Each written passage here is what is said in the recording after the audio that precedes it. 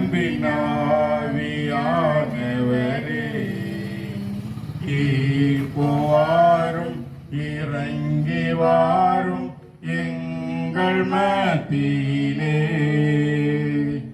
ஈர்ப்புவாரும் இறங்கி வாரும் எங்கள் மத்தியிலே உளையான சேட்டு நின்றே தூக்கி எடுத்தவரே உளையான சேட்டு நின்றே தூக்கி எடுத்தவரே பாவம் கழுவி தூய்மையாக்கும் இந்த வேளையிலே பாவம் கழுவி தூய்மையாக்கும் இந்த வேளையிலே ஆவியானவரே அன்பினாவியானவரே இப்போ வாரும் இறங்கி வாரும் எங்கள் மத்தியிலே இப்போ வாரும்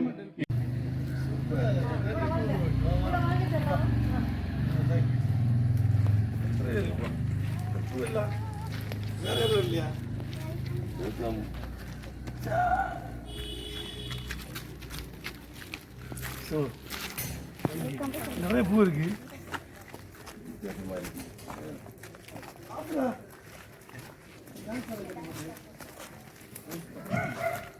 நமது பங்கு தந்தையை வரவேற்போம். குழந்தைகள் மலருடன் அன்போடு வரவேற்று நம் பங்கு தந்தையை மேடைக்கு அழைத்து வருகின்றனர். அனைவரும் இதங்கறிந்த அன்புடன் அனைவரும் சேர்ந்து அவரை நமது அருள் தந்தையை வரவேற்போம். கைதட்டுங்க எல்லாரும். வெரி குட், நன்றி, வாழ்த்துக்கள். மலர்கள் மலரட்டும், மகிழ்ச்சி பெருகட்டும். நம் பங்கு தந்தையரை குழந்தைகள் அன்போடு வரவேற்று மேடைக்கு அழைத்து வந்த மிக அனைத்து குழந்தைகளுக்கும் நன்றிகளும் வாழ்த்துக்களும். ஆண்டவா போற்றி,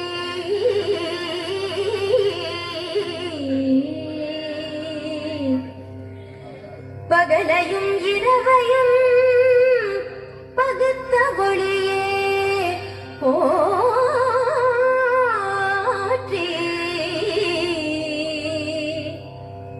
விண்ணையும் மண்ணையும் படைத்தவா போற்றி,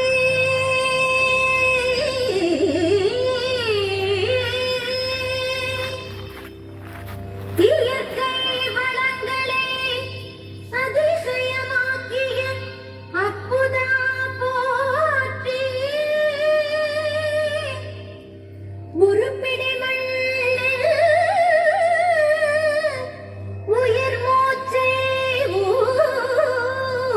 ஊதி தன் சாயலாக மனிதனை படைத்த மாண்புருவே போற்றி போற்றி போற்றி.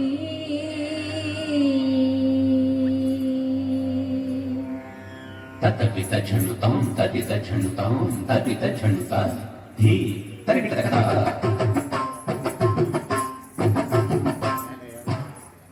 ततपित झणुतां तां तदित झणुतै ततपित झणुतरिकटं ततपित झणुतरिकटं ततपित झणुतां तरिकटकता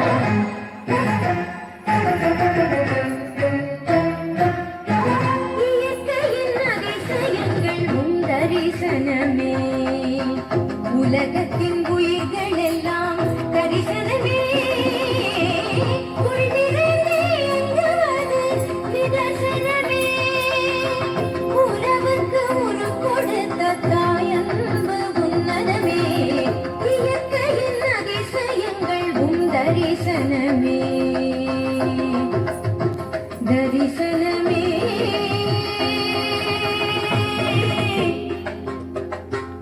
தரிசனமே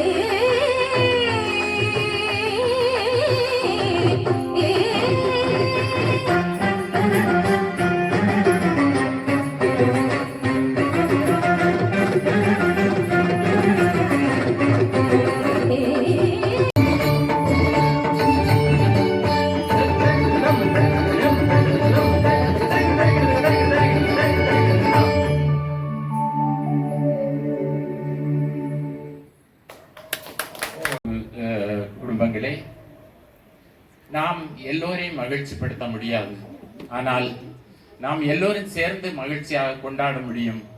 இந்த அன்பிய விழாவிலே உங்கள் அனைவரையும் இங்கு அழைக்கின்றேன்.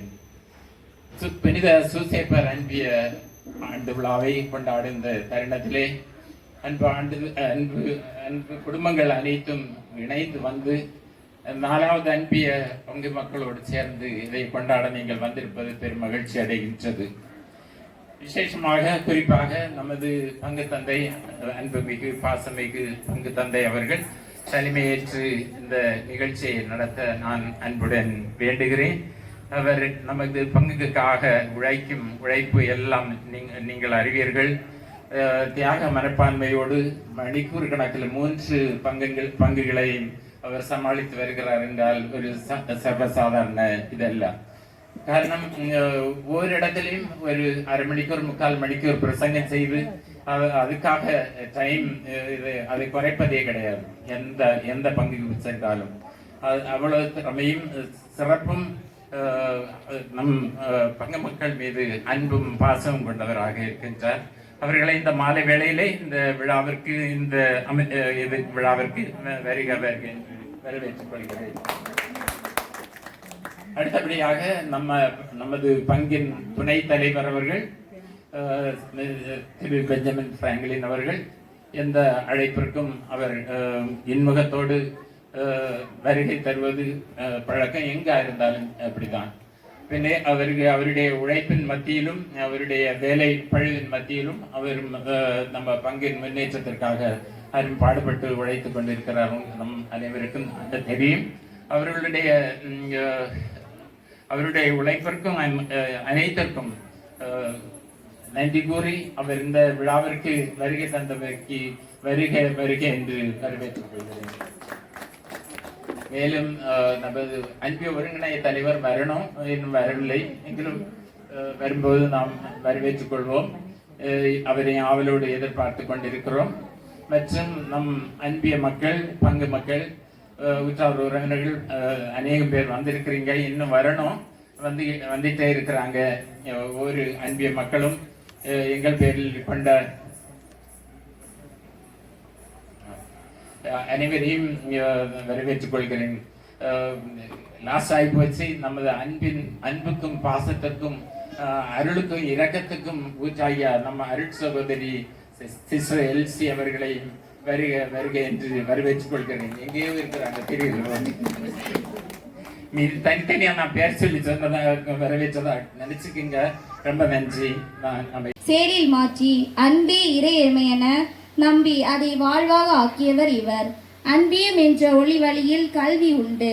கல்வி இல்லை என்ற வேறுபாடுமின்றி குழந்தை முதல் பெரியவர் வரை ஏழை பணக்காரர் என பாராது அனைவரையும் இணைத்து முன்னேற்ற பாதை காட்டுபவர். மனிதநேயம் தொண்டால் ஏழையின் உள்ளம் குளிர அவர்களின் மகிழ்ச்சியில் தன் மகிழ்ச்சியை காண்பவர். இப்போது அன்பியத்தின் செயல்களை அறிக்கையாக திருச்சபையில் கிறிஸ்துவில் நம்பிக்கை கொண்ட மக்கள் தங்களுடைய வேற்றுமைகளையும் ஏற்றத்தாழ்வுகளையும் அகற்றி நட்புறவை நாளும் வளர்த்து கொண்டு அன்புறவில் ஒன்றுபட்டு செயல்படுவது போல நாமும் அன்பியத்தில் செயல்பட வேண்டும். ஏழையோடு ஏழையாக அனைவருக்கும் அன்பு வார்த்தையாக பணிவு பரிவு நிறைந்த வாழ்வு வாழ அழைக்கப்பட்டிருக்கிறோம். இறைபணியாற்ற வேண்டிய நமது கடமையை அன்பியமாக கூடி இணைந்து நிறைவேற்றுவோம். குழந்தைகளின் மகிழ்ச்சியிலும் வளர்ச்சியிலும் பெரும்பங்கு வைப்பது வீட்டுச் சூழலே. வீட்டுச் சூழல் என்று வளரும் குழந்தைகள் தான் நாளை நாடு காக்கும் தலைவனாய் வழங்குகின்றன. தித்திக்கும் தேர்ந்தமிழ் திக்கட்டும் வரவட்டும் என் முத்தமிழ் தாய்க்கு என் முதல் வணக்கங்கள். எதிர்கால சமுதாயத்தில் எதிர்நீச்சல் போன்ற நித்தம் நான் பேசிட எழுதிட பேதவை புரிந்திட நடுவர் அவர்களே, பங்கு தந்தை அவர்களே, அருள் சகோதரர்களே, பெற்றோர்களே, பெரியவர்களே, ஆண்டோர்களே, சான்றோர்களே, என்னை போன்றவர்களே, உங்கள் அனைவருக்கும் என் முத்தான வணக்கங்களை தெரிவித்துக் கொள்கிறேன். இப்ப நான் எதை பத்தி பேச போகிறேன்னா, நம்ம மாணவர்கள்னா அது நம்ம தான். நம்ம மகிழ்ச்சியும் வளர்ச்சி எதுல இருக்கிறது? கண்டிப்பாக அடிச்சு சொல்லுவேன். நான் மட்டும் இல்ல, நீங்களும் அடிச்சு சொல்லுவீங்க. வீட்டு சூழல்ல நம்ம பெற்றோர்கள் நம்ம கிட்ட என்ன சொல்லியிருக்காங்க? வீட்டுக்கு வரவங்கள வரவேற்பதுதான் நம்ம தமிழர் பண்பாடு. வீட்டுக்கு வந்தவங்க கிட்ட, நடுவர் அவர்களே, வீட்டுக்கு வந்தவங்க நம்ம என்னன்னு கேட்போம்? வீட்டுக்கு வந்தவங்கள வாங்கன்னு வரவேற்போம், உட்கார வைப்போம், சாப்பிட்றதுக்கு ஏதாவது கொடுப்போம், நல்லா விசாரிப்போம். அதுதானே தமிழர் பண்பாடு. வீட்டுக்கு வந்தவங்கள வாங்குங்க, வணக்கங்க, உட்காருங்க தானே நம்ம பெற்றோர்கள் கேட்க சொல்லியிருக்காங்க. ஆனா வெளி சமூகம் உங்கள்ட்ட என்ன கேட்க சொல்லுது தெரியுமா? வாட்ஸ்அப்ல இருக்கியா, ஃபேஸ்புக்ல இருக்கியா, இன்ஸ்டாகிராம்ல இருக்கியான்னு தானே கேட்க சொல்லுது. நல்லா இருக்கியான்னு கூட கேட்கல. அது என்னமோ உண்மைதாம்மா. போன வாரத்துல என் ஃப்ரெண்ட் ஒருத்தையை பார்த்தேன். அவ என்னை பார்த்தது என் இன்ஸ்டா ஐடியா குடின்னு கேட்டாலே தவிர நீ நல்லா இருக்கியான்னு கூட ஒரு வார்த்தை கேட்கல. பாத்தீங்களா நடுவர் அவர்களே, உங்ககிட்ட நல்லா இருக்கீங்களான்னு கூட கேட்காம அவங்க இன்ஸ்டா ஐடியா கேட்கறாங்க. நம்ம கல்வி கண் திறந்தவர் யார் நடுவர் அவர்களே? கல்வி கண் திறந்தவர் பெருந்தலைவர் காமராஜர். காமராஜர் அவரோட படிக்காத மேதை. அவரை செதுக்கி சீர் செஞ்சு இந்த நாட்டுக்காக கொடுத்தது அவருடைய ஒரே அம்மா சிவகாமி அம்மையார் தானே. வீட்டுச்சூழல் தான் நல்ல தலைவரை உருவாக்கிருக்குன்னு சொல்ல வரீங்க, அப்படிதானே? ஆமா. இந்த சமூகம் மாணவர்கள் கிட்ட என்ன சொல்ல தெரியுமா? உசுப்பேத்துறவங்கள்ட்ட உம்முனும் கடுப்பேத்துறவங்கள்ட்ட கம்மனு இருந்தா வாழ்க்கை ஜம்முன்னு இருக்குமா. கஷ்டப்பட்டு உழைக்கிற நம்ம அப்பாக்களுக்கும் உயிரை கொடுக்கும் நம்ம அம்மாக்களுக்கும் உண்மையா இருந்தா நிஜமா சொல்றேன் வாழ்க்கை மென்மையா இருக்கும். அருமை அருமை. ரொம்ப அழகா வீட்டுச்சூழல் தலைப்புல பேச வந்தாங்க பெனிகா வியோலின். இவங்களுக்கு பதில் தரதுக்காக நடுவரே, நான் காலையில ஜாலியா ஸ்கூலுக்கு போய் ஃப்ரெண்ட்ஸுக்கு கூட மகிழ்ச்சியாய் படிச்சுக்கிட்டு விளையாடிக்கிட்டு வீட்டுக்கு வருவேன். அப்ப எங்க அம்மா ஜாலியா சீரியல் பார்த்துக்கிட்டு இருப்பாங்க. 4 தடவை கூப்பிடுவேன், அம்மா அம்மா அம்மா அம்மா. இப்படி கூப்பிட்டா யாராவது தர்மம் கேட்டு வந்திருக்காங்கன்னு அம்மா நினைப்பாங்க. வா செல்லவே, ஸ்கூல்ல என்ன சொல்லி தந்தாங்க என கேட்டாதானே மகிழ்ச்சியா இருக்கும். போனவுடன் குளிச்சுட்டு சாப்பிட்டுட்டு டியூஷன் அனுப்பி வைப்பாங்க. இப்பதான் ஸ்கூல்ல இருந்து வந்தீங்க, அதுக்குள்ள உங்களை டியூஷன் அனுப்பி வைக்கிறாங்களா?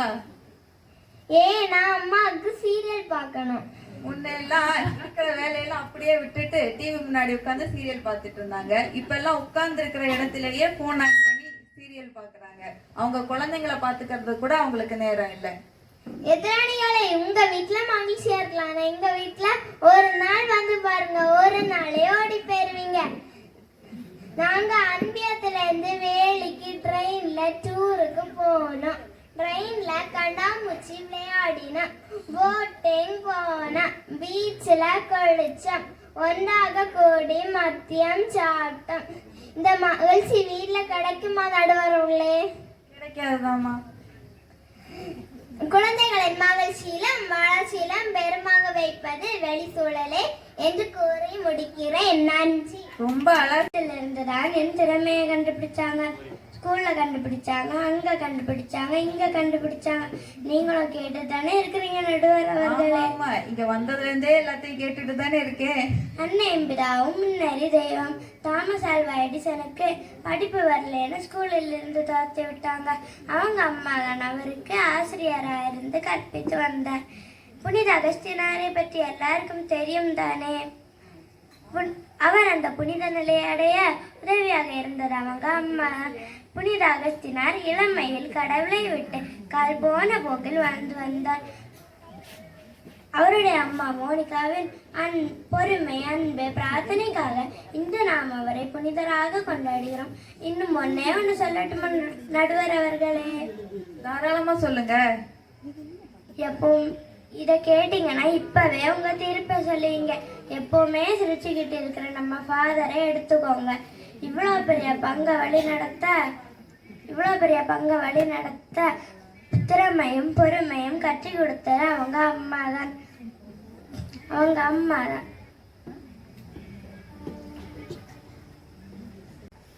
அதிகம் காரணத்தை சொல்றேன் கேளுங்க. ஊக்குவிக்க ஆள் இருந்தால் ஊக்குவிக்கும் வியாபாரி கூட தேக்கு இருப்பானா? இவர் யார் சொன்னாங்க தெரியுமா நடுவர் அவர்களே? என்னடா வந்ததுல இருந்தே என்கிட்ட கேள்வியா கேட்டுட்டு இருக்க, நீயே சொல்ல. சரி நானே சொல்லுவேன். கவிஞர் வாலி அவர்கள். இப்ப ஞாபகம் வந்துருச்சு, சொல்லு. நம் பெற்றோர்கள் ஒரு பாறை போன்றவர்கள்.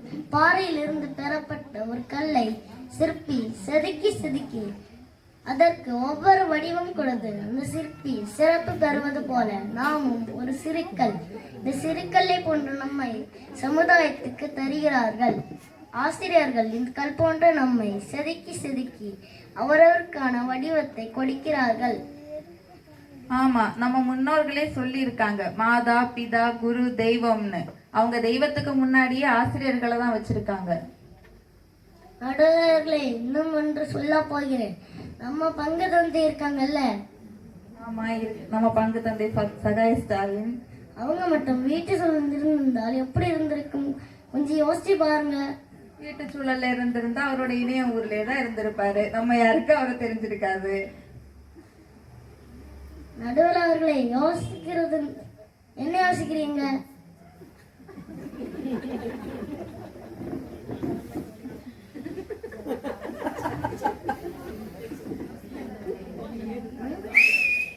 நான் எப்படி தீர்ப்பு வழங்குவேன்னு யோசிக்கிறேன். நீ நம்ம பங்கு தந்தையெல்லாம் இழுத்து விட்டுட்ட வெளிச்சூழல்ல. யோசிக்கிறத நிறுத்துங்க. அந்த தீர்ப்பை எங்களுக்கே தருமாறு கேட்டுக்கொண்டு அமர்கிறேன். அழகா பேசுறாங்க. இன்று குழந்தைகளின் மகிழ்ச்சியும் வளர்ச்சியும் பெரும்பங்கு வலிப்பது வீட்டு சூழலா இல்ல வெளி சூழலா?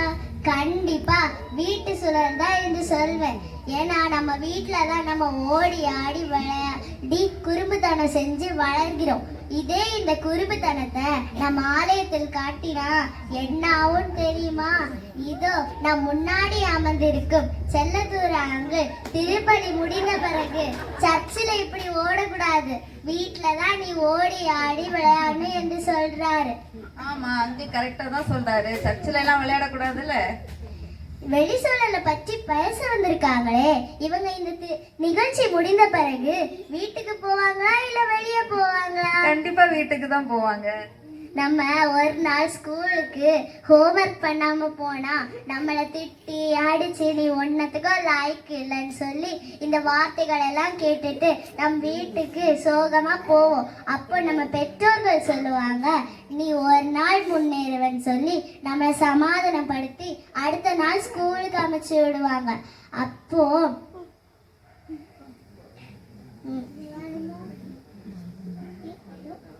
அப்போ ஜெப்ரினா என்கிட்ட சொன்னா, நாங்க ஒரு நாள் பீச்சுக்கு போனோம், அங்க குதிரை ஏறணும், பீச்சில் விளையாடணும், மதியம் ஒன்னா இருந்து சாப்பிட்டோன்னு நிறைய கதைகள் என்கிட்ட சொன்னான். அப்போ நான் கேட்டேன், எது காசு கொடுத்துச்சு? வீட்டு சூழல் தானே கொடுத்துச்சு, வெளி சூழலா கொடுத்துச்சு? காசு மட்டும் இவங்களுக்கு வீட்டுல இருந்து வேணும், ஆனா மகிழ்ச்சியும் வளர்ச்சியும் கொடுக்கறது வெளியே இருந்து வேணும். இதோட முடித்துக் கொள்கிறேன். நன்றி, வணக்கம். அழகா பேசினாங்க அசிஷா. ஒரு குழந்தைக்கு குடும்பத்துல உள்ளவங்களோட அரவணைப்பு எந்த அளவு தேவைங்கிறது அவங்க பேசினதுல இருந்தே நமக்கு தெரிஞ்சது. இதுக்கு பதில் கொடுக்கறதுக்கு வெளிச்சூழல் தலைப்புல இருந்து பேச வராங்க அன்பின் ரிஷான். அனைவருக்கும் இனிய மாலை வணக்கம். நானே விரும்பி கேட்டு பேச வந்திருக்கிறேன். மழை வந்தால் நனைந்து கற்றுக் கொடுக்கும், வெயில் வந்தால் தாங்கி கற்றுக் கொடுக்கும். வாழ்க்கை என்னும் பாடத்தை நேரில் சொல்லும் ஆசிரியர் வெளிச்சூழல். ஒரு குழந்தையின் வளர்ச்சியில் வீட்டு சூழல் முக்கியமானது.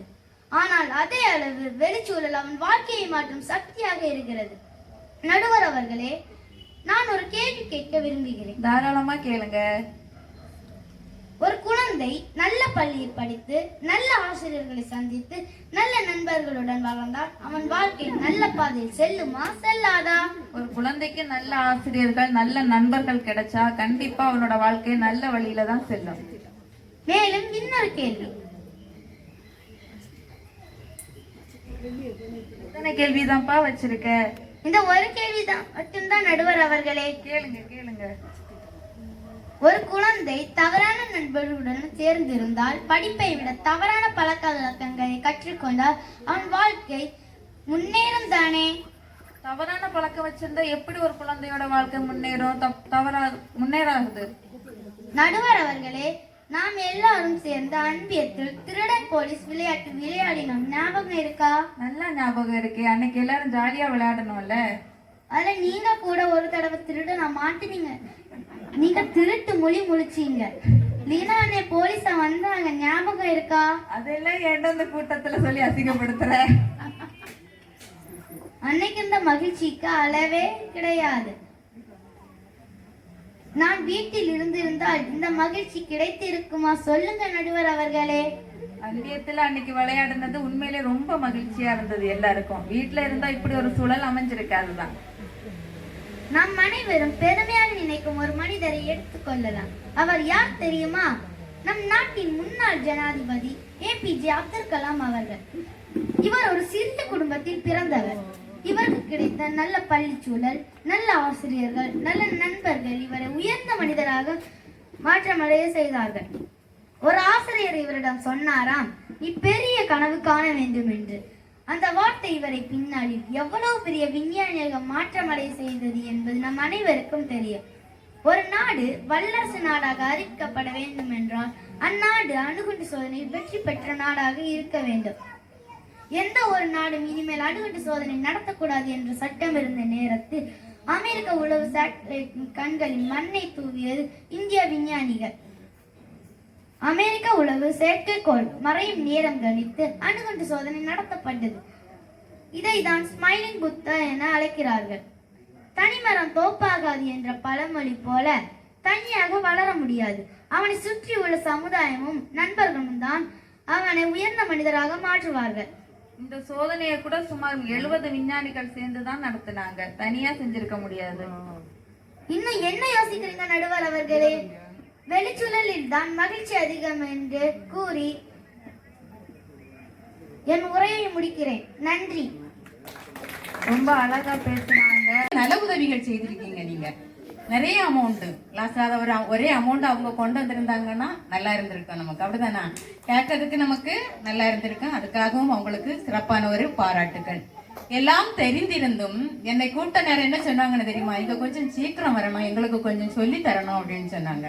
ஆனா அவங்களுக்கு எல்லாமே தெரிஞ்சிருந்து அவங்க எல்லாமே அவங்க திட்டப்படிதான் செய்தாங்க, சிறப்பா செய்திருந்தாங்க.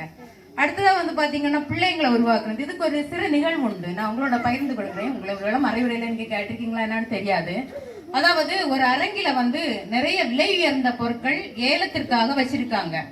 அப்ப வச்சிருக்கும் போது எல்லா பொருட்களுமே அதிக விலைக்கு ஏலம் போயிட்டு ஒரே ஒரு பொருள் மட்டும் அவரு 50 ரூபாயில ஆரம்பிக்காரு. திருப்பி அதுக்கு மேல யாருமே கேட்கல, அப்படியே அந்த பொருள் இருக்குது. அப்ப கூட்டத்தில இருந்து ஒரு ஆள் வாராரு. அது ஒரு வயலின், இசையை மீட்டக்கூடிய ஒரு வயலின். அப்ப அந்த கூட்டத்தில இருந்து ஒரு ஆள் வாராரு, எழும்பி அந்த வயலினை எடுக்காரு. அது துருப்பிடித்து கம்பிகள் முறுக்கேற்றப்படாமல் இசை மீட்டப்படாமல் ஒதுக்கி வைக்கப்பட்டிருந்த வயலின்.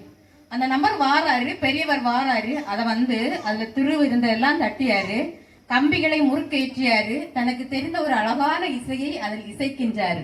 அப்போ இசைத்து விட்டு அதை ஏலம் போட்டு கொண்டிருந்தவரிடம் சொல்லியாரு, இப்ப நீங்க இதில் ஏலம் போடுங்க அப்படின்னு சொல்லிட்டு.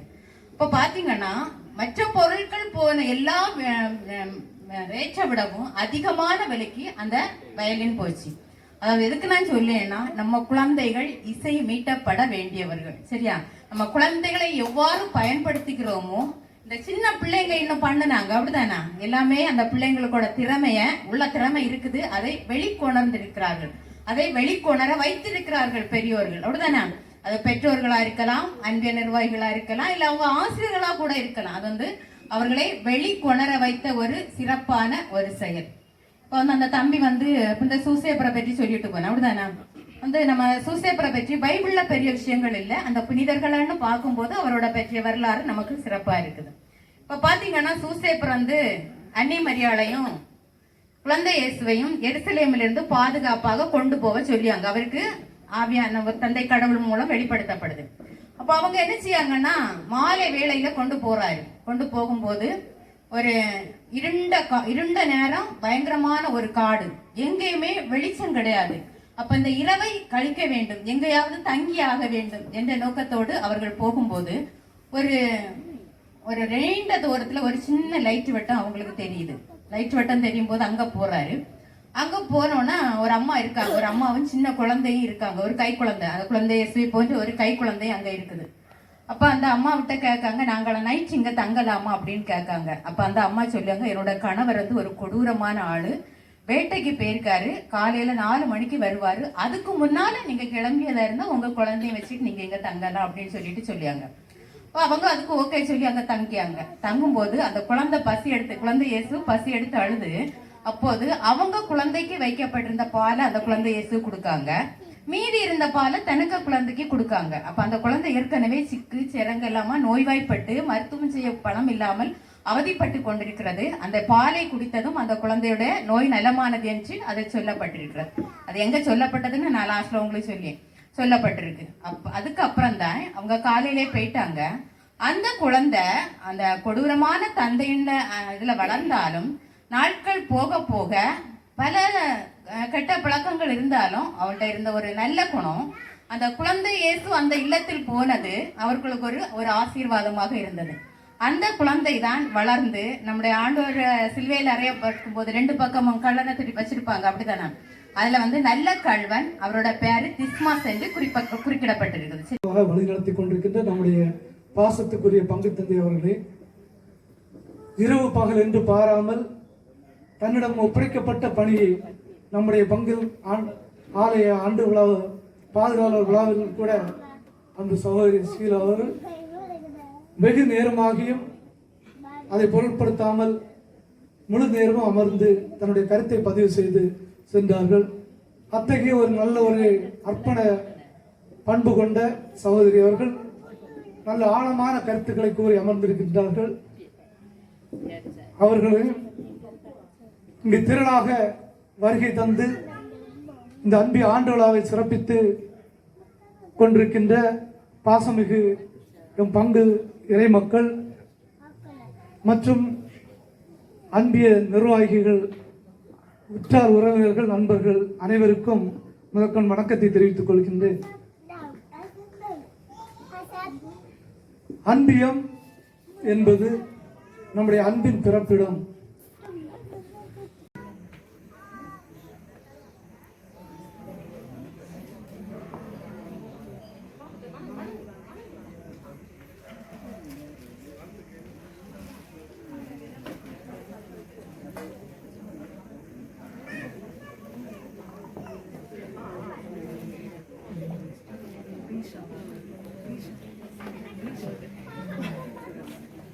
அன்பின் ரயான் பினோ, அன்பின் ரிஷான் பினோ.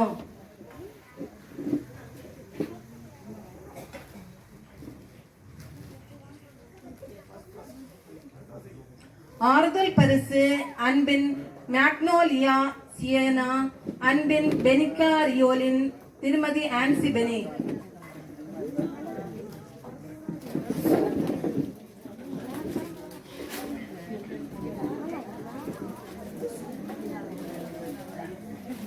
அன்பிய கூட்டங்களில் கலந்து கொள்பவர்களுக்கான பரிசு வருகை பதிவின் அடிப்படையில் கொடுக்கப்படுகிறது.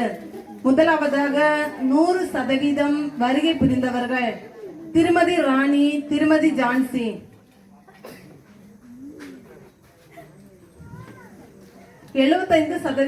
சதவீதத்திற்கு மேல் வருகை புரிந்தவர்கள் திருமதி ரீனா, திருமதி சுபீனா, அன்பின் ஜெஸ்ரின், அன்பின் ஜெஃப்ரினா.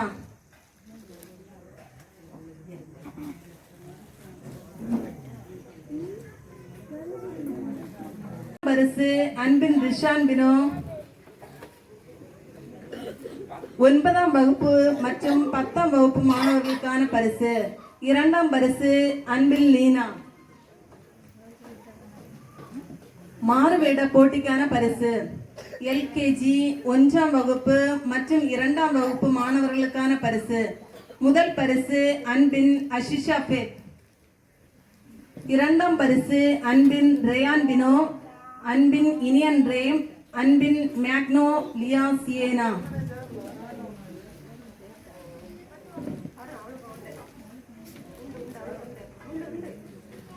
மூன்றாம் பரிசு அன்பின் ஜெஃப்ரினா.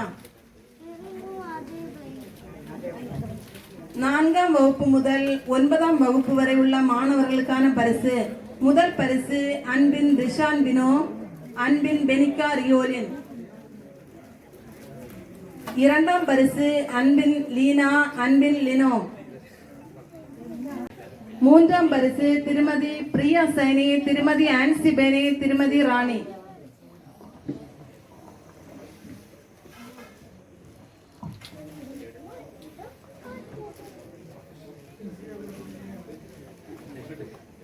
அடுத்த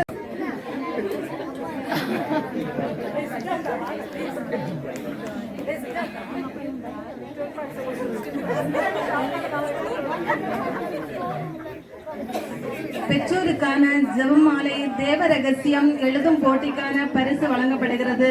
முதல் பரிசு திருமதி பெல்ஜினா, திருமதி ஆன்சி பெனி.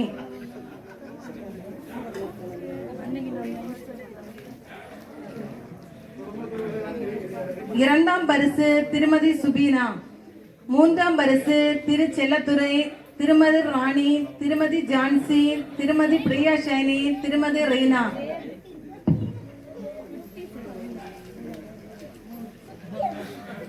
திரு பெஞ்சமின் பிராங்க் அவர்களே மற்றும் மறைவட்ட களப்பணியாளர் திருமதி ஷீலா அவர்களே மற்றும் வருகை தந்து தேவைக்காக வெளி சென்றிருக்கின்ற அன்றைய ஒருங்கிணை தலைவர் திரு பன்னீர்செல்வம் அவர்களே மற்றும் இன்றைய நிகழ்வில் பங்கெடுத்துக் கொண்டிருக்கின்ற 4ஆம் அன்பிய இறை மக்களை, அவர்களோடு நம்முடைய பங்கு உறவு தோழமையை பாராட்டிக் கொண்டிருக்கின்ற உறவுகளை மற்றும் பங்கு மக்கள் உணவு அனைவருக்கும் மாலை வணக்கங்களை கூறிக்கொள்கிறேன். அனைவருடைய மகிழ்ச்சி எனக்குத்தான். ஏனென்றால் ஒரு நல்ல காரியம் ஒரு பங்கில் நடைபெறுகின்ற பொழுது பங்கு தந்தைக்கு தான் முதல் மகிழ்ச்சி. ஏனென்றால் சரியான பாதையில் ஒரு பங்கு சமூகம் சென்று கொண்டிருக்கின்றது என்பதற்கு ஒரு அடையாளம் இந்த சிறிய சிறிய நிகழ்வுகள்.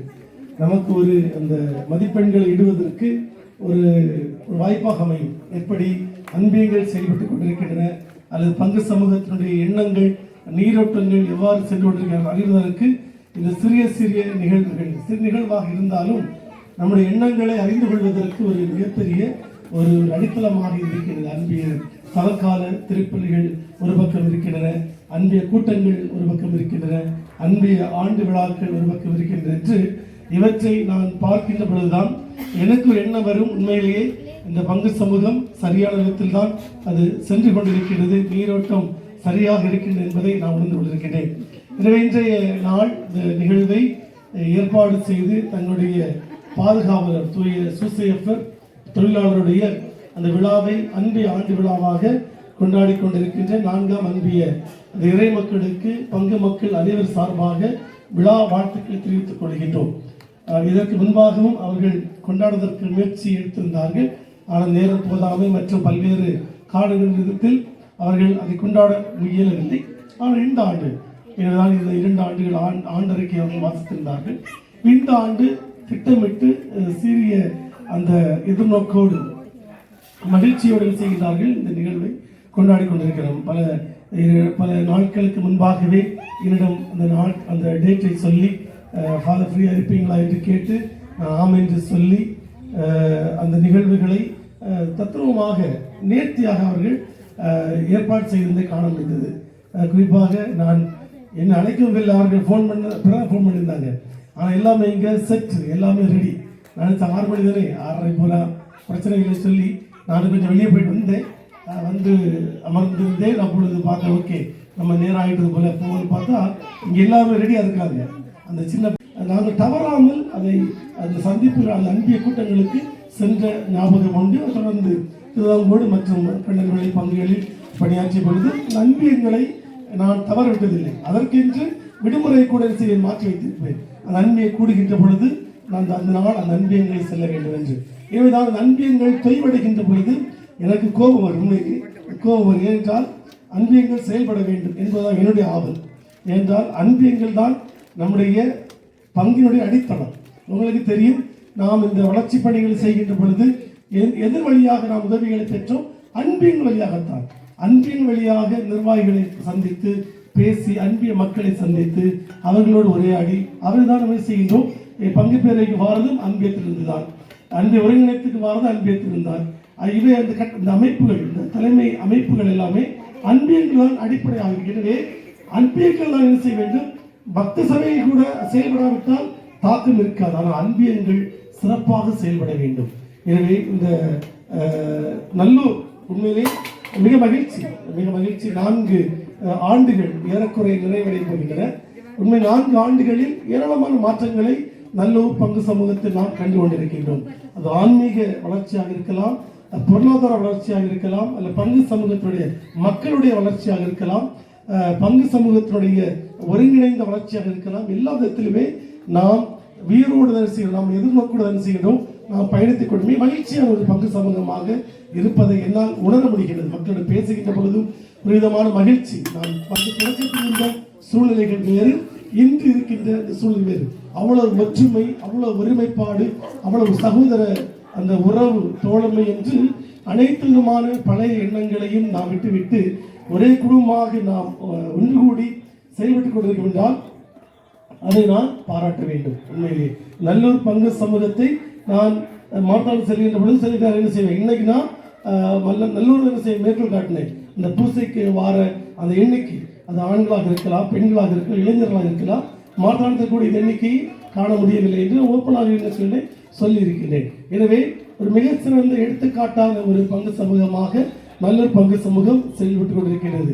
உங்களுக்கு தெரியும், நான் வந்த புதுசுல ஒரு ஆண்டு யாரை கேட்டாலும் நல்லூர் எப்படி போயிட்டு கேட்டிருப்பாங்க, நல்லூர் பங்கு எப்படி போயிட்டு இருக்கு கேட்பாங்க. ஆனால் இன்று கேட்க மாட்டாங்க. ஏன் தெரியுமா? ஏனென்றால் அவ்வளவு அமைதி, அவ்வளவு வளர்ச்சி, அவ்வளவு ஒற்றுமை. எனவே யாரும் நல்லூர் எப்படி போயிட்டு கேட்க மாட்டாங்க. இப்ப என்ன கேட்கறாங்க, மார்த்தாண்டு போயிட்டு இருக்கேன் பையனா, இந்த மார்க்கெட் பிரச்சனை இருந்ததுனால அது எப்படி போயிட்டு இருக்கு அப்படி கேட்பாங்க. நல்லூர் பங்கு சமூகத்தை யாரும் இன்றைக்கு கேட்பதில்லை. கேட்டால் என்னுடைய ஒரே வார்த்தை தான், மிக மிக அருமையான ஒரு பங்கு. ஆயிரவர்களும் செல்லுகின்ற பொழுது அந்த 1000 பேர் கேட்பார்கள், எப்படி இந்த பங்கு சமூகம் செல்ல கொண்டிருக்கின்றது. 3 சேர்ந்து மிக மிக அருமை, மிக மகிழ்ச்சி இருக்கின்ற சொல்லி வேற எதுவுமே எனக்கு சொல்வதற்கு இல்லை. அவ்வளவு தூரம் இந்த பங்கு மக்களுடைய அந்த பாசம், உங்களுடைய அந்த நேசம், உங்களுடைய அந்த ஒருமைப்பாடு, உங்களுடைய ஒத்துழைப்பு, உங்களுடைய ஒற்றுமை உண்மையிலே மிதம் மிஞ்சியது. என்னுடைய எதிர்பார்ப்புகளுக்கு அப்பாற்பட்டது. எனவே தொடர்ந்து இந்த நல்ல பணிகளை நாம் செய்ய வேண்டும். நல்ல நல்ல காரியங்கள் தடைபடக்கூடாது. இது 4ஆம் அன்பியம் ஒரு சில எடுத்துக்காட்டாக 4 அன்பிய விழாவை கொண்டாடி இருக்கின்றார்கள். நான் வந்த புதுசில் அந்த 3ஆம் அன்பியம் ஆண்டு விழாவை மிக மிக சிறப்பாக கொண்டாடி இருந்தார்கள்.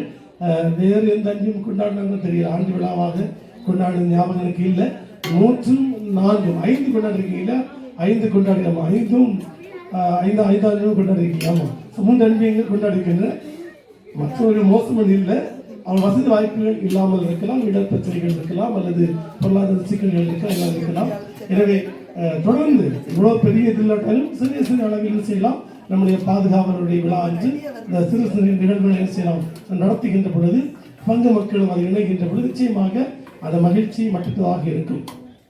எனவே இன்று மிக மிக சிறப்பாக இந்த நிகழ்ச்சிகளை கொடுத்த ஒவ்வொரு நல்வுள்ளங்கள், குறிப்பாக அந்த அன்பு பிள்ளைகள், அந்த குழந்தைகளுக்கு நன்றிகளை நான் தெரிவித்துக் கொள்கிறேன். எப்பொழுதுமே சொல்வது உண்டு, நல்லூர்ல திறமைகளுக்கு கம்மியே இல்லை. எந்த ஒரு போட்டி இருந்தாலும் ஒரு பரிசு நிச்சயம். அது மறை மாவட்டமாக இருக்கலாம், மறை வட்டமாக இருக்கலாம். அது நம்முடைய பரிசு நிச்சயம். அது நடனமோ அது பாடலோ எதோ இருந்தாலும் பரிசு நிச்சயம். அவ்வளவு தூரம் நம்முடைய பிள்ளைகள் சிறப்பாக வழிநடத்தப்பட்டுக் கொண்டிருக்கின்றார்கள். 4ஆம் அன்பியத்திற்கு உண்மையிலே சிறப்பான வாழ்த்துக்களை தெரிவித்துக் கொள்ள வேண்டும். பல்வேறு போட்டிகள் அந்த போட்டிகளை பார்த்திருப்போம். விதவிதமான போட்டி, பீட அலங்கார போட்டி, அடுத்ததாக ஓவிய போட்டி வச்சிருக்காங்களா, அடுத்தது அந்த பிள்ளைகளுக்கான அந்த போட்டிகள் எல்லாமே எதற்காக? இந்த போட்டிகள் சொல்லும்போது போட்டி மனப்பான்மை உருவாக்குவதற்காக அல்ல, மாறாக அது இயங்கிக் கொண்டிருக்கின்றதை வெளிப்படுத்தும் விதமாக இவ்வளவு போட்டிகளை பிள்ளைகளுக்கு வைத்து இதுலையும் பரிசு, பூசையில முதல்ல ஜெபமாலைக்கு முழுசா வரவங்க அவங்களும் ஒரு பரிசு, தனி பரிசு. அடுத்து மறையூர்ல கேட்கிற அந்த கதைகள் அல்லது நிகழ்வுகள் அல்லது அந்த செய்தி அதையும் சொல்லி அது ஒரு பரிசு. இவ்வாறாக மிக மிக இந்த ஆற்றலோடு துடிப்போடு இந்த பங்கு இந்த அன்பியம் மிக மிக சிறப்பாக செயல்பட்டு நான்கும் 1-2 நிகழ்வுகளுக்கு அழைத்திருந்தார்கள். குறிப்பாக 50 ஆண்டு அந்த தம்பதியர்களுடைய அந்த விழாவிலும் அழைத்திருந்தார்கள். மற்ற நிகழ்வுகளிலும் இந்த என்னை அழைத்து அவர்கள் அந்த பரிசுகளை கொடுக்க வைப்பது உண்டு.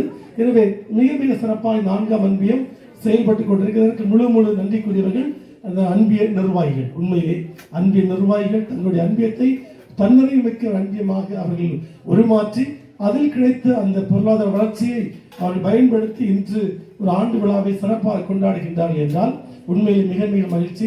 இதைவிட மகிழ்ச்சி நமக்கு வேறு எதுவும் கிடைக்கப் போவதில்லை. எனவே இன்று உண்மையிலே அந்த அன்பியங்கள் நான் திரும்ப சொன்னது போல கூட வேண்டும். அன்பியங்கள் கூடுதல் ஒன்று நாம் என்ன செய்ய வேண்டும், சொல்ல வேண்டும். இன்றைய காலகட்டங்களில் நமக்கு தெரியும் எல்லாமே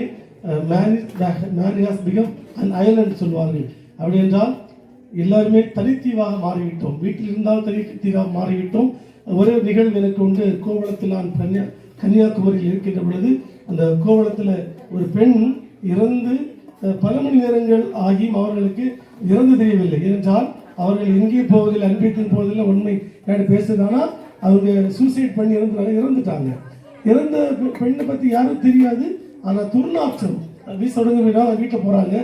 பக்கத்தில் உள்ளவங்க தெரியல அந்த பெண் என்ன பிரச்சனையில் இருந்தா, என்ன கஷ்டத்தில் இருந்தாங்க, என்ன கடன் பிரச்சனையா, பொருள் நெருக்கடியா, உறவு சிக்கலா, எதுவும் யாருக்கு தெரியாது, அவங்க சூசைட் பண்ணிட்டாங்க. ஏன் சூசைட் பண்ணாங்க? ஏன்னா அவர்கள் யாரோடும் பேசுவதில்லை, யாருடனும் பழகுவதில்லை, எந்த கூட்டத்திற்கு போவதில்லை, இனி அவர்கள் பற்றி யாரும் கவலையும் பட்டதில்லை. இதுதான் கவலைப்பட்டதில்லை. எனவே இன்றைய காலகட்டங்களில் நாம் நினைக்கலாம், மொபைல் போன் இருக்கின்றது, கம்ப்யூட்டர் இருக்கின்றது, லேப்டாப் இருக்கு, டிவி இருக்கின்றது என்று சொல்லி நாம் தனித்தீவாக வாழ்ந்து விடலாம் என்று சொல்லி நாம் வாழ்ந்துவிட முடியாது. அன்புக்குரியவர்களே, எப்படியாவது நமக்கு உறவுகள் சமூகத்துக்கு தேவைப்படுகின்றன. மொபைல் ஒரு நீங்களே பார்த்துருப்பீங்க, மொபைல் யூஸ் பண்ணி செய்வீங்க, ஒரு நேரத்தில் அடைச்சு போட்டிருப்பீங்க, உங்களுக்கு என்ன செய்வது தெரியாது. என்ன செய்வீங்க? உறவுகளை தேடி செல்ல வேண்டும், உறவுகளை உருவாக்க வேண்டும். முன்னாடியெல்லாம் மன அழுத்தம் குறைவாக இருந்தது என்றால் வீட்டில் என்ன செய்வாங்க? உட்காந்து வீட்டு திண்ணையில் உட்காந்து பேசுவாங்க. பெண்கள் உட்கார்ந்து பேசுவாங்க, கணவன் வேலைக்கு போவாங்க, உட்கார்ந்து பேசுவார்கள். ஆண்கள் உட்கார்ந்து சீட்டு கடிப்பார்கள், விளையாடுவாங்க. இன்று அந்த நிலைமை இல்லை. நிச்சயமாக காலம் மாறிவிட்டது. ஆனால் அதே போலதான் இருக்க வேண்டும் என்று சொல்லவில்லை. வாய்ப்பு வசதிகள் உருவாக்கப்படுகின்ற பொழுது அன்பியங்களுக்கு செல்ல வேண்டும். அப்பொழுதுதான் ஒருவர் மற்றவர் பற்றிய அறிவு நமக்கு கிடைக்கும். அந்த சூழ்நிலைகளை பற்றி நாம் கேட்க முடியும். எக்ஸாம்பிள், நம்முடைய பங்கு திருவிழாவின் பொழுது நான் கோயில் சொன்னேன், நான் ஒவ்வொரு அன்பியத்திலிருந்து ஏழைகளை நீங்கள் தேர்ந்தெடுத்தாருங்கள். எந்த அன்பையும் தரவில்லை, எந்த அன்பையும் தரவில்லை, யாருமே தரவில்லை. இறுதியாக என்ன செய்யலாம்? 2-3 வாரங்கள் காத்திருந்து பிறகு சொன்னோம், நம்மளே ஏன்னா நான் வீடு சந்திக்கிறேன், என்ன தெரியுமே யாரும் ஏழைகள் சொல்லி. ஆனால் உங்களிடம் வர வேண்டும் என்று எதிர்பார்த்து எந்த அன்பியமும் யாருக்கையும் இந்த பேர்கள் தரவில்லை. நாம் அவர்களுக்கு 5000 ரூபாய் 6000 ரூபாய் என்ன செய்தோம்? துணி எடுக்கிறது காசு கொடுத்தோம். இதற்காக பேர்கள் கேட்டால் எந்த அன்பியமும் 6 அன்பியத்திலிருந்து எந்த பேர்களும் வரவில்லை. இறுதியாக நடந்த கூட்டத்தில் நான் 4-5 குடும்பங்களை சொல்லி அந்த குடும்பங்களை செய்வோம், நாம் உதவிகள் செய்வோம் சொன்னோம். அப்படி என்றால் நம்ம அக்கறை வேண்டும். நம்முடைய அன்பியங்கள் கூடுகின்ற பொழுதுதான் ஒருவர் மற்றவர் பற்றிய நிறைகளை புரிந்து கொள்ள முடியும், அறிந்து கொள்ள முடியும். அவர்களுக்கு அவர் செய்ய உதவி செய்ய வேண்டும். எனவே ஏழைகள் இவங்க நான் என்று சொல்லியிருக்கின்றார்கள், பல ஆயிரங்கள் அவர்கள் செலவழித்திருக்கின்றார்கள். ஏழைகளுக்கு அது துணி எடுத்து கொடுத்திருக்கின்றார்கள், உணவுப் பொருட்கள் எடுத்து கொடுத்திருக்கின்றார்கள், கல்வி உதவி கொடுத்திருக்கின்றார்கள், மருத்துவ உதவி கொடுத்திருக்கின்றார்கள். இதில் எப்படி சாத்தியம்? ஒரே குடும்பமாக அன்பியமாக இணைந்து வந்து எல்லோரும் தங்களுடைய பங்களிப்பை கொடுத்த சாத்தியம் இந்த ஏழைகள் கொடுத்தது. எனவே ஏழைகள் கொடுக்கின்றவர் இறைவன் கொடுக்கின்றார். எனவே நாம் சேர்ந்து வருவது நம்முடைய நன்மைக்காக மட்டுமல்ல, பிறருடைய நன்மைக்காகவும். குறிப்பாக அந்த வாய்ப்பு வசதிகளை இழந்தவர்கள், வறுமையில் வாடுகின்றவர்கள், அவர்களுடைய வாழ்வுக்காக பங்கு சம்பந்தமாக இணைந்து செய்யும் செயல். எனவே தொடர்ந்து இந்த அன்பியங்கள் நலன்கள் பற்றி அடுக்கிக் கொண்டே செல்லலாம். அவ்வளவு தூரம் அன்பியங்களை நான் நேசிக்கின்றேன். எனவே அன்பியங்கள் நிச்சயமாக கூட வேண்டும். அன்பியங்களுக்கு எல்லோரும் செல்ல வேண்டும். கருத்து வேற்றுமைகள், வேறுபாடுகள் நிச்சயமாக எல்லா இடத்திலும் உண்டு. அது உண்மை, அது இருக்க வேண்டும், அது இருக்கும். இந்த உலக முடிவில் இருக்கும் செய்யும். மனிதர்கள் எங்கெல்லாம் வாழ்கின்றார்கள் அங்கெல்லாம் கருத்து வேற்றுமைகள் இருக்கும், இல்லாமல் இருக்க முடியாது. ஆனால் அதற்குரிய தளங்கள் என்ன செய்ய வேண்டும்? அதை பேசி முடிக்க வேண்டும். அதை பேசி முடிக்கின்ற பொழுதுதான் அங்கே நாம் முதிர்ச்சியான சமூகமாக உருவாக முடியும். எனவே சிறு சண்டைகள், பிரச்சனைகளுக்கு நான் அங்கேயும் செல்ல மாட்டேன், கோயில் செல்ல மாட்டேன், எதுக்கு வர மாட்டேன் சொல்லி நாம் இருப்பதை விட அதையும் தாண்டி உறவு எனக்கு தேவைப்படுகிறது. ஒரு திருச்சபையாக கட்டியெழுப்ப வேண்டும், ஒற்றுமையாக இருக்க வேண்டும், அதற்கு நான் கருவியாக வழங்க வேண்டும் என்ற உணர்வுகளோடு அன்பிய கூட்டங்களுக்கு நீங்கள் செல்ல வேண்டும். இப்பொழுது தற்சமயம் அன்பியங்கள் உண்மையிலே தொய்வடைந்துதான் இருக்கின்றன என்பதை இன்று காலையில் சொல்லிவிட்டேன், திரும்பவும் சொல்லுகின்றேன். எனவே அன்பியங்கள் கட்டிடப்பட வேண்டும். உங்களால் என்ற உதவிகளை செய்யுங்கள். நீங்கள் ஒரு படி எடுத்து வைத்தால் 2 படி எல்லாரும் வர்றேன், ஒரு அன்பியத்தில் எல்லாரும் வர்றேன், பிரச்சனை இல்லை. நான் அதற்கு தயாராக இருக்கின்றேன் என்பதை சொல்லுகின்றேன். எனவே தொடர்ந்து உங்கள் ஒத்துழைப்பை தாருங்கள். நீங்கள் தந்து கொண்டிருக்கின்றீர்கள். என்னுடைய பங்கு சமூகம் ஒன்றுபட சமூகமாக தொடர்ந்து நாம் வாழவும், மேலும் குறிப்பாக இந்த சுற்றுலா எல்லாம் போறாங்க அன்பியமாக இணைந்து 5 அன்பியம் மூணாறு போறாங்களா 1ஆம் தேதி, 4 அன்பியம் வேலியெல்லாம் போயிட்டு வந்தாங்க. இப்போ ஒரு சிறு சிறு நிகழ்வுகள், இது நிகழ்வுகள் ஒன்றாக இருந்தாலும் ஒற்றுமை, ஒரு மகிழ்ச்சியை பகிர்ந்து கொள்வது. எனவே தொடர்ந்து இந்த சிறு சிறு முயற்சி மூலமாக அன்பிய ஒருமைப்பாட்டு அன்பு ஒற்றுமை நீங்கள் மெருகூட்ட வேண்டும். அன்பியங்கள் கட்டிடப்பட வேண்டும். அதில் தான் நம்முடைய வளர்ச்சி அடங்கியிருக்கின்றது என்பதை உங்களுக்கு தெரிவித்துக் கொண்டு அதை விடைபெறுகின்றேன். இன்னொரு முறை இந்த நிகழ்வு அனைத்தையும் ஏற்பாடு செய்த 4ஆம் அன்பிய இறை மக்கள், இந்த அன்பிய நிர்வாகிகள் மற்றும் இவருடைய அழைப்பை ஏற்று வருகை தந்த மற்ற அன்பிய உறுப்பினர்கள் ஒவ்வொருவருக்கும், பங்கு மக்கள், உறவுகள் ஒவ்வொருவருக்கும் பங்கு தந்தை என்ற பொறுப்பில் உங்களுக்கு நன்றிகளை தெரிவித்துக் கொள்கிறேன். ஆசியுரை வழங்கிய பங்கு தந்தை அவர்களுக்கு நன்றிகள். திருக்குடும்பத்தின் தலைவருமான புனித சூசேப்பரின் பேரால் உங்கள் அனைவருக்கும் எனது பணிவான வணக்கத்தை தெரிவித்துக் கொள்கிறேன். முதற்கண் இந்த இனிய மாலை பொழுதில் நாம் அனைவரும் ஒரு குடும்பமாக இணைந்து இறைவனை புகழவும் இந்த அன்பி ஆண்டு விழாவை வெற்றிகரமாக நடத்தவும் அருள் புரிந்த எல்லாம் வல்ல இறைவனுக்கு எனது மனமார்ந்த நன்றிகளை சமர்ப்பிக்கிறோம். எமது ஆன்மீக தேவைகளை நிறைவேற்றி இந்த நிகழ்வை வழி நடத்திய எமது பங்கு தந்தை அவர்களுக்கும் அருட்சகோதரி அவர்களுக்கும் எமது அன்பியத்தின் சார்பில் நன்றிகளை தெரிவித்துக் கொள்கிறோம். உமது வழிகாட்டுதல் எங்களுக்கு பெரும் பலம்.